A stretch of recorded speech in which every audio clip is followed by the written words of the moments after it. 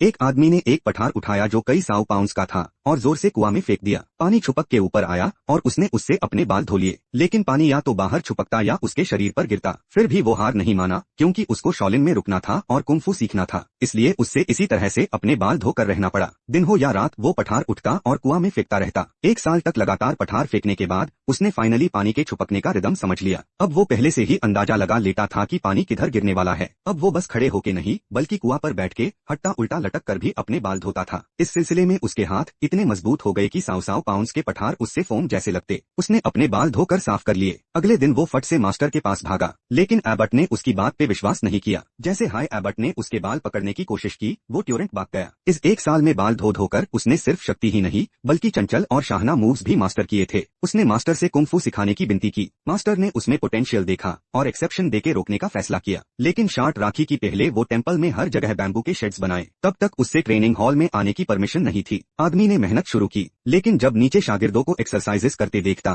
तो ऊपर से ही उनकी नकल करता। बैम्बू उसके हाथों को काट देता, लेकिन दर्द को इग्नोर करके वो प्रैक्टिस करता रहता। रात को आराम के वक्त भी वो मूव्स करता। अगली दिन जब उसने नीचे डिसाइपल्स को लेग एक्सरसाइजेस करते देखा, उसने अपने पैर बैम्बू पोल से बांध लिए और उनकी नकल करता रहा। FIR देखा कि वो लॉग वुडन स्टेक पे प्रैक्टिस कर रहे थे, तो उसने बैम्बू से एक सिंपल स्टेक बनाया और खुद भी प्रैक्टिस शुरू की। दिन गुजर गए और वो बैम्बू शेड्स बनते बनते छुपके छुपके कुंफू सीखता गया। 2 साल बाद जब शेड्स कंप्लीट हुए, मास्टर ने उसे सब तोड़ने का ऑर्डर दे दिया। आदमी गुस्से में भड़क उठा। वो कोर्टयार्ड में कूदकर मास्टर से बहस करने लगा। तब मास्टर ने सच बताया कि उसके अंदर की लगन और जिद हाई यूज शॉलिन के असली रास्ते के लिए अनुपयोगी बनती थी। मास्टर ने जानबूझकर उसको बैम्बू शेड्स बनवाने के नाम पे ट्रेनिंग सिखाई थी। मास्टर ने उसका टेस्ट लिया। आदमी ने एक रैंडम स्लैप मारा और टेंपल के सबसे हार्ड बैम्बू पोल्स तक तोड़ दिए। उसने खुद भी सोचा नहीं था कि इतना शक्तिशाली पाम स्ट्राइक उसके अंदर है। मास्टर ने अगला टेस्ट दिया, एक ट्रेनिंग ग्राउंड जहां सब जगह रेपसीड ऑल था। याद रखो ये बैलेंस का टेस्ट था, लेकिन आदमी पत्थरों पर चिड़िया जैसे हल्का होकर चलता रहा। ना उसका बैलेंस बिगड़ा, ना वो फिसा। मास्टर खुश हुआ और उससे अगले लेवल में भेज दिया। ये स्टेज एक 3 का फ्लोर था जो 3000 डिग्रीज तक गर्म था। जैसे ही आदमी ने स्टेप रखा, वो कूद पड़ा। मास्टर फॉर्मेशन में दौड़ कर आया और शॉलिन का हाईएस्ट टेक्निक उस पर उसे किया। यहाँ हर तरफ स्पाइक्स था। आदमी को स्पाइक्स से बचना था, साथ हाई मास्टर के अटैक्स से भी, लेकिन उसकी अनप्रेडिक्टेबल बॉडी मूवमेंट्स ने उसे बचा लिया। वो एक भी स्टेक से नहीं लगा। ये देखकर मास्टर समझ गया, अब इस शिष्य को और सिखाने लायक कुछ भी नहीं बचा था।